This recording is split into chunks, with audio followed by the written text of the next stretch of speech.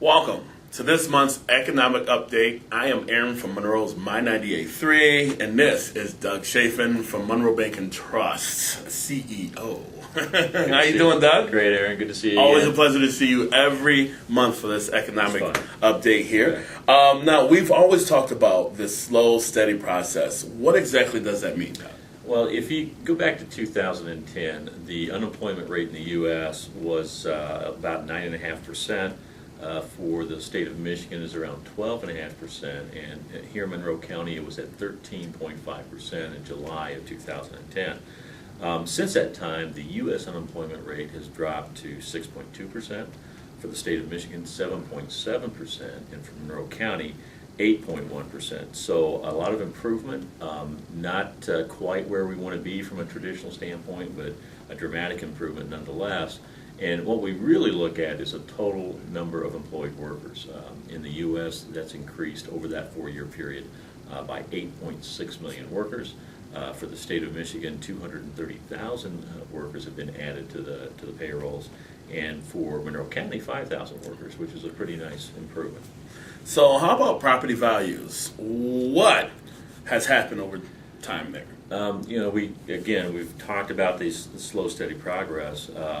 Property values bottomed out around July of 2011. And since that time, we've seen an improvement in the average cost of a residential home in Monroe County of 25%. Not quite a full recovery, but a pretty good progress nonetheless. And so we're slowly getting back to where we were, 4 or 5 years ago. Any specific examples of improvement, employment in Monroe?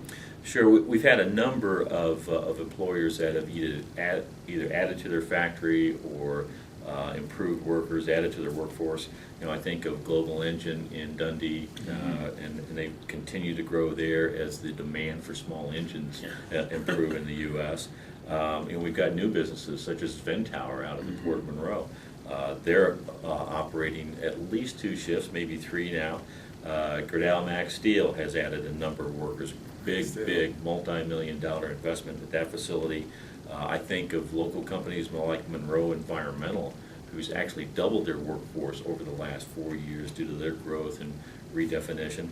And then we've got the stalwarts like Taylor Welded Blanks have increased to their workforce, and Lazy Boy with their significant investment in their corporate headquarters. All that's occurred over the last 4 years, and so added to that improvement. Now, what is the city of Monroe doing to improve local investment? The city does quite a bit, and much of it, I think, goes a little unheralded. You can see firsthand some of the investment that the city has done with some state dollars through bridge improvement, road improvement, a lot of infrastructure improved throughout the city, and that's always very important for new investment.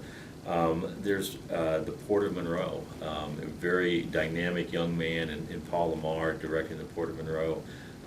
They have increased the tonnage that comes through the port on a dramatic basis, and they have made their first export at the Port of Monroe at any time anyone can recall.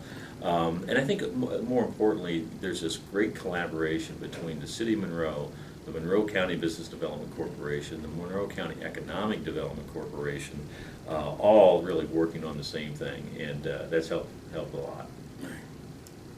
Well, that's another economic update with me, Aaron, from My 98.3, Doug Chafin, CEO.